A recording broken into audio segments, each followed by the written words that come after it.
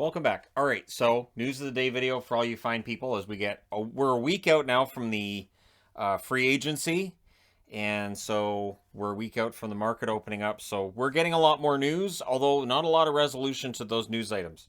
So with that all written down, with all that committed, remembering there's chapters on each video when it's news related and it's more than one item. Let's go ahead and get things started talking about the sad news today and the reason I'm wearing Winnipeg Jets garb, and it has to be early 90s Winnipeg Jets garb. Bryan Marchment, a controversial player when he played, sure. Good defenseman, also accurate. Of course, Mason Marchment's dad, Mason's going to the market in a week. So really tumultuous time in the Marchment family. Condolences on his passing. Bryan Marchment was one of those guys that,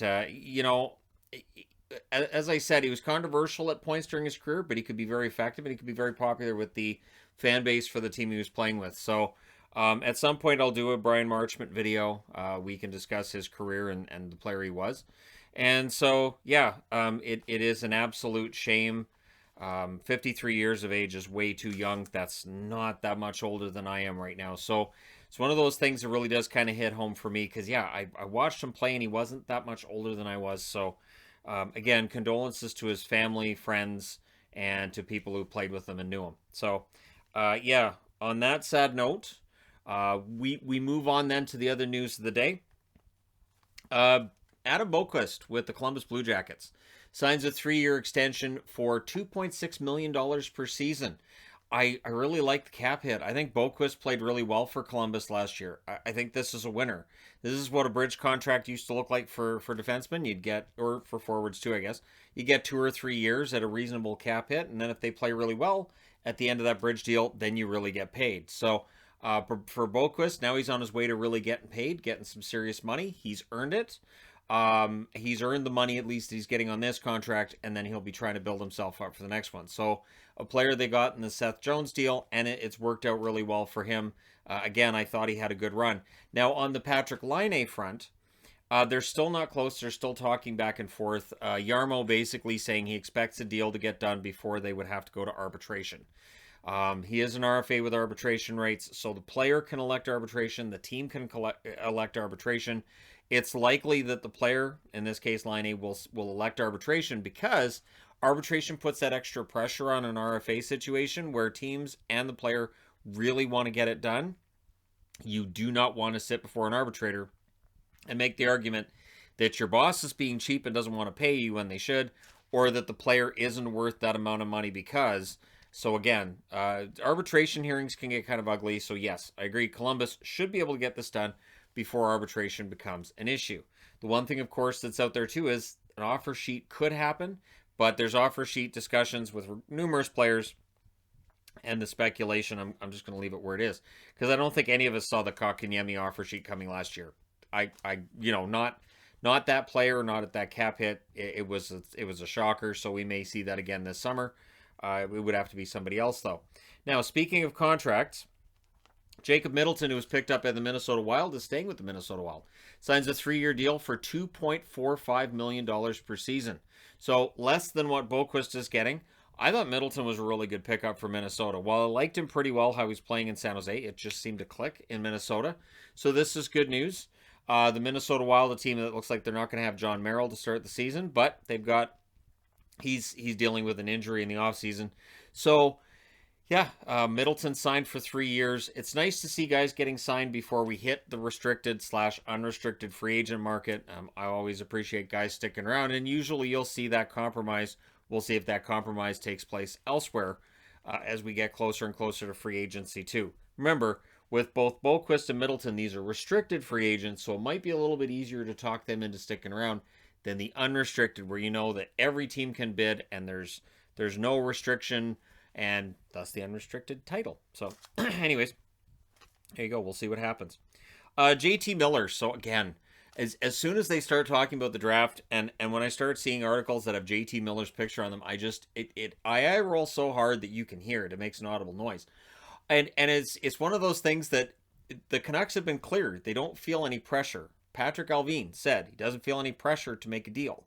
They're having extension talks and trying to keep him on the team, but there's no pressure right now. Jim Rutherford echoed that today. There's no pressure to make a move at this point when it comes to JT Miller. The pressure point would be, I would say, this upcoming trade deadline. If the Canucks are not in a playoff spot, if Miller clearly is going to end up going to market, then either you sit down and you hash it out or he gets traded at the deadline, right? So I don't think this is a pressure point. I know it kind of feels like it is, but it doesn't feel like the Canucks management are seeing it as one. And if they're not, no, I trust them on that, right? All right, so we'll see how many more rumors and all these other innuendos that are out there regarding JT Miller we see. But at this point, I can't see why Miller wouldn't be a Canuck unless there's an incredible deal the Canucks cannot turn down. But outside of that, I think he stays as a Canuck. That's why I have a JT Miller jersey, because I don't want him going anywhere. All right, next up, Kane. Evander Kane and the Oilers are not close. So this is the thing, right? We had this great run in the playoffs. He had these really nice goals, and it seemed like it was a really good fit. He wants to get paid. And so with Kane wanting to get paid and the Oilers being in the midst of a cap crunch, without the cap space to keep Kane around and give him the kind of money he's looking for, or maybe it's a term thing as well, they likely lose him for nothing. And it's too bad because as soon as Kane hit their team and he was in the lineup, you could see that was exactly what they needed. So for Ken Holland, he has to figure out who can play a game the way that Kane does. Is there somebody from within? And if the answer is no, there's nobody within their organization that can play that game. Now you're left going out and trying to find somebody. And Puljujarvi is not obviously an option either and had been brought up plenty over the last few years, but now Puljujarvi wants out. So for the Oilers, they need to find a scoring winger. They absolutely have to find a scoring winger, somebody that can really find that chemistry with McDavid. So it looks easy, right? It looks easy. It looks like, oh, he just knows where to stand. Yeah, they make it look easy. It's not that simple. So we'll see what happens there. Also, Darcy Kuemper, Sakic meeting with his agent. Nothing happening yet. Now remember, last year the Colorado Avalanche lost Grubauer, and that was seen as being a huge loss. Grubauer was third in voting for the Vezina. They went out and got Kuemper. They were all right. They win the Stanley Cup. And Darcy Kuemper, while he was good, he's not the reason they won the Cup. So one thing for Colorado is, yeah, if Kuemper hits free agency, it's a tough loss. He's got a Cup ring for them. They still have Francouz, and there are other goaltenders that will be available on the market. And you're telling them, would you like to come and play for us? We just won the Stanley Cup. So there's going to be goaltenders that say, I am very interested in hearing what you have to say. May I subscribe to your newsletter? So, yeah, Darcy Kuemper may be on his way out of the building, but I don't think Avs fans are going to panic. I don't think the Avs are going to panic either. You don't want to overpay for your goaltender. So it'd be nice to keep him around and keep that continuity. But if he goes, we'll see what happens from there. Now, one name that we've heard a lot in trade rumors is Jesper Bratt. Bratt's on the market, right? Jesper Bratt. He's gonna get moved. Who's got what's so I keep seeing like, oh, Bratt's gonna get traded for this and this. And again, it's that whole speculation that turns into a rumor that turns into sources are telling us. Well, Bratt's not on the block. When asked about it, New Jersey's GM says he's never been on the block. He's not on the block now. So sounds like Bratt's sticking around with New Jersey. Now, it's possible he ends up getting traded at some point, but doesn't sound like it's happening anytime soon. So Bratt, who had the best season of his career, makes sense for New Jersey to try to keep him around. You're trying to build your team up, and it's tough to build your team up if you're selling Bratt off. Unless it's a hockey trade, and we'll see what that would look like if it was in fact a hockey trade. But at this point, doesn't look like Bratt's going anywhere, which again I think can be the best thing for the player as well as for the team. Speaking of best player for the team, Bergeron is still probably returning. Still looks like he's going to be a Boston Bruin next year. They've also had talks with David Krejci regarding a return. Now, personally, speaking as a Bruins fan, my concern with Krejci is that at this point in his career, is he going to come back after a year off in Europe, playing in Europe, not playing in the National Hockey League? Is he going to come back and be the same David Krejci?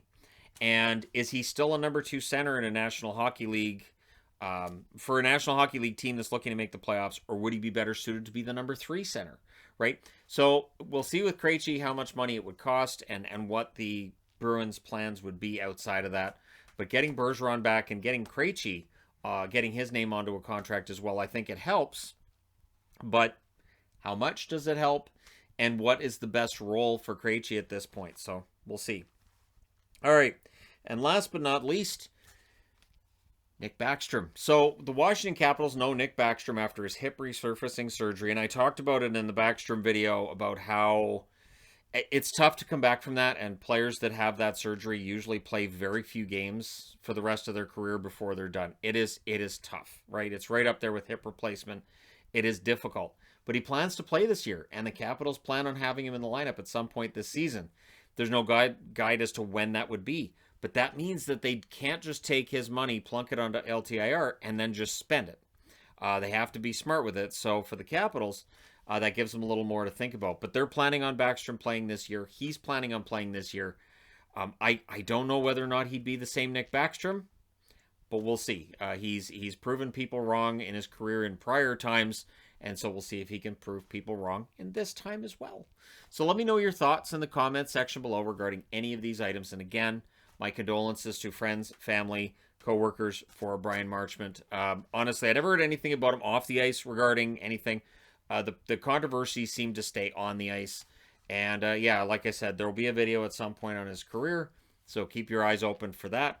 But for now, thank you guys so much for watching, for all your support. Don't forget to hit like and subscribe if you're browsing your way through. You just happen upon this video. And when this happens, when you see that somebody's passed on, the best thing to do is, you know, live your life as best as you can, and you wake up the next morning, you look at the sun and go, that person no longer here. I'm seeing something they didn't.